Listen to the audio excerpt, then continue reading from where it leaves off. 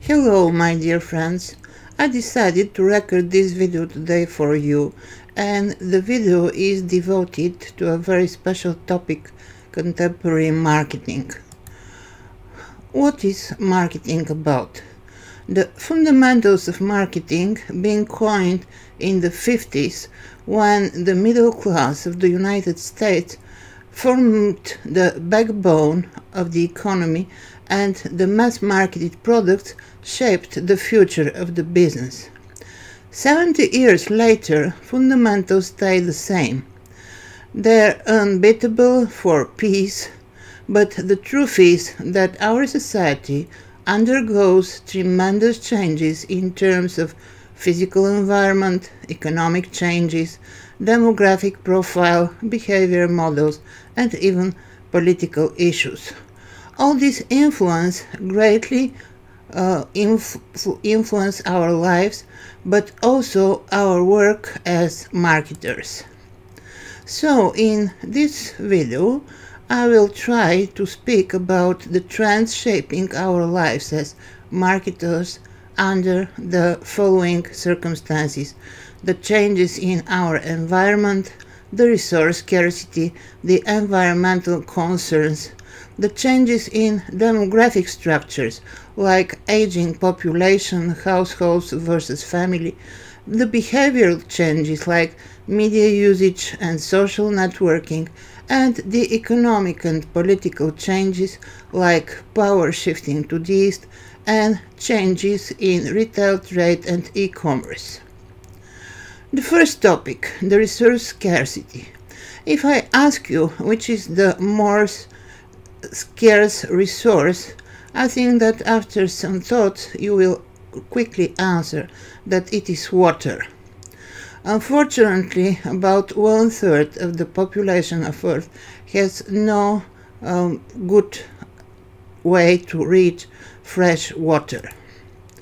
Raw materials prices. Prices of raw materials rise disproportionately to the inflation rates of consumer goods. The scheme shows it. This means that the consumer will not agree to pay for the increase of the raw material prices. What does it mean for the marketers? On your next marketing job, you will most likely be asked not to add additional functions you will be able to put in the product, and not what are the new needs of the consumer you can first create and then satisfy, but how you can deliver the same benefits in a cheaper product, unless you work in services. What's next? I'm giving here you two examples. The first one is with the packaging for water. You see the Bulgarian brand Devin, the old bottle, and the new one, which is made from a new type of plastic, and the tap is more thin than the old one. And also you don't need to buy every time a new bottle. You may just simply have a dispenser and buy refillers to save the low price. The second environmental issue, which is very important in contemporary marketing, we have problems with pollution and waste. We are all the time talking about sustainability, but what are the consumers saying about sustainability, and what are they really acting upon? What they say, they care about environment. Between 15, according to Procter & Gamble, and 20%, according to Henkel, are prepared to pay a price premium of sacrifice of efficiency to buy eco products. 86% use eco products, according to Procter & Gamble, and they wash at low temperature. But really, how do consumers act? They do not pay more for eco products, never. They do not accept lower quality. Only very few people buy eco products. Very small market shares of eco. They think green is normal. It should come at no additional cost, but as benefit in all products in all price segments. They think that green claims are fake, and they hate it companies use green to ask them for more money. They hate being told to care and to act responsibly. They think that green doesn't work and is expensive, and they would only buy green if they get some extra benefit too, in the expert performance improving and price cut. What does it mean for the marketers? You will be asked at your next job as marketer to add environmental benefits to your products. At no additional cost, much better if you decrease the cost of the product. At no sacrifice of product performance, credible enough for consumers to buy. At the same time, the suppliers of raw materials will assure you that green materials inevitably cost more, produced from plant oil rather than based on petrol. They are hard to supply and can almost never meet the efficiency of the regular material. Two examples which failed at the market. It is the Terra product for cleaning of our toilets and the Persil Green formula. The third circumstance under which we are ongoing the current marketing concepts is the aging of population. It is the first time in our history that the world is increasingly aging. In 2010, only Japan has over 20% of its population aged 65 and more. By 2030, most of the European countries and Canada will have 20% or more residents of 65 or older. By 2050, this will be true for the whole world. The major signs of aging affecting marketing are forgetfulness and dementia. Older people have difficulty understanding and remembering things. Slowness. The movements of elderly people slow down and become less precise.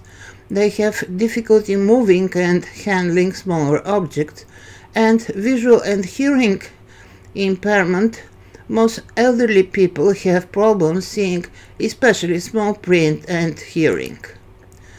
This is the picture of the aging world. You can see that Europe is one of the most aging areas in the world.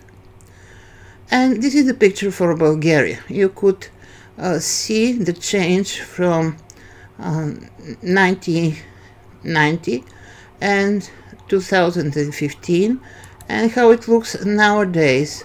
The pyramid is going up, so unfortunately Bulgaria, a southeastern European nation with about 7 million people of inhabitants, is ranked 4th in the world for its rate of population aging.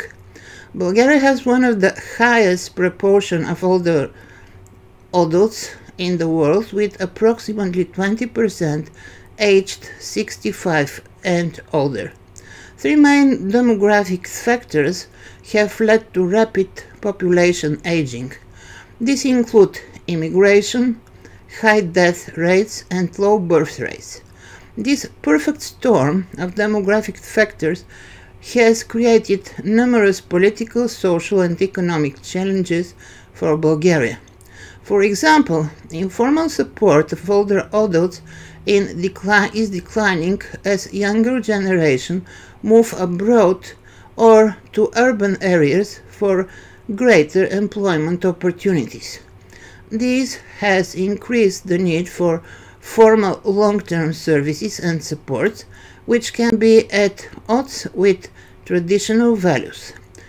Additionally, economic sustainability is a major concern for the nation as population aging and depopulation continues. Few gerontological organizations, scholars, or secondary data centers exist in the country. To address these challenges, more research of aging needed to encourage economic renewal, healthy aging policies, and long-term service and supports.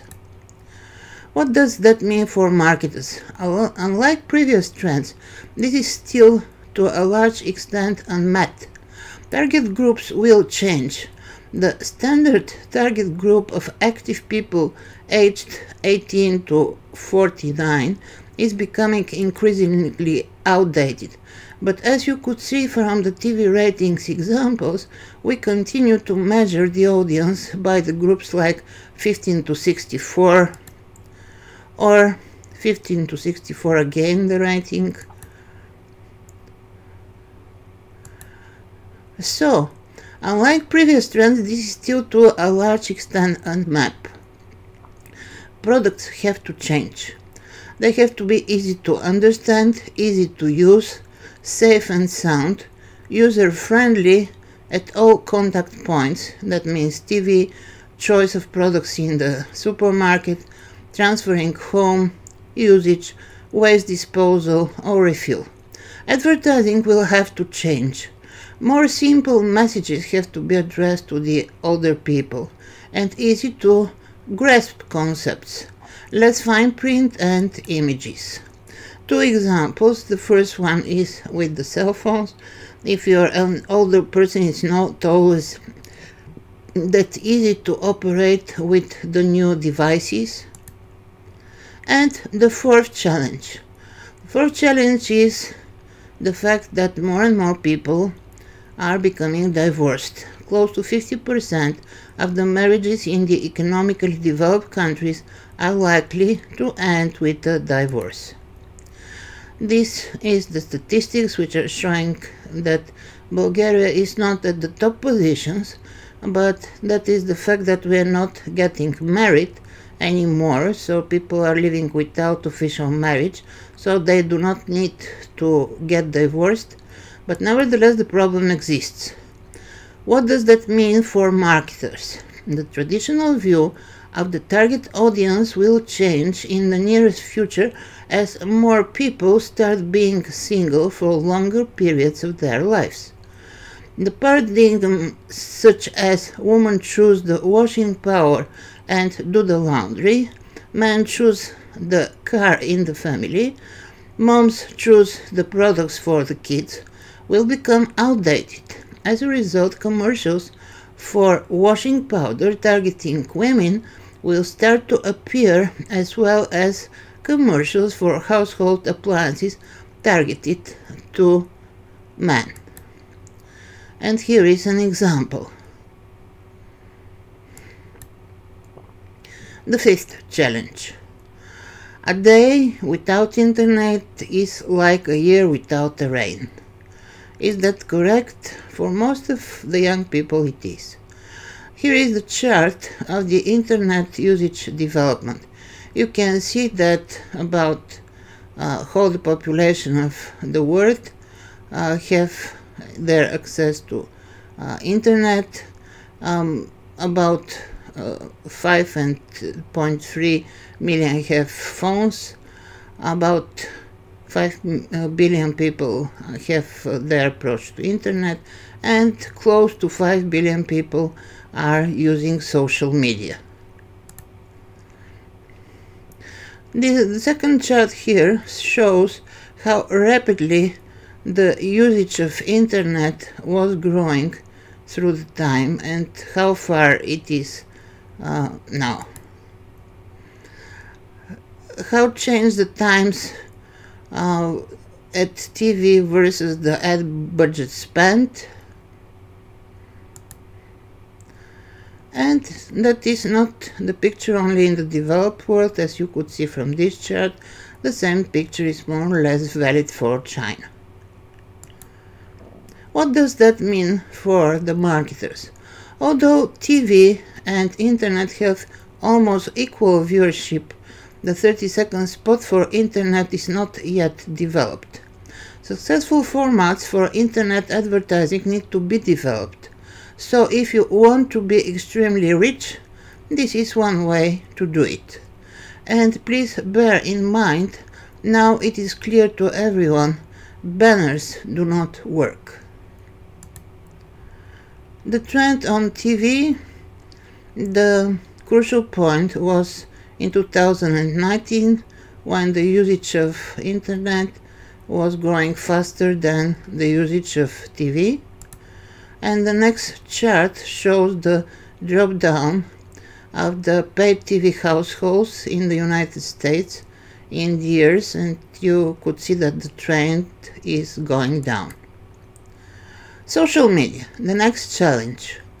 All of us were using social media, and here is the share of it during the time.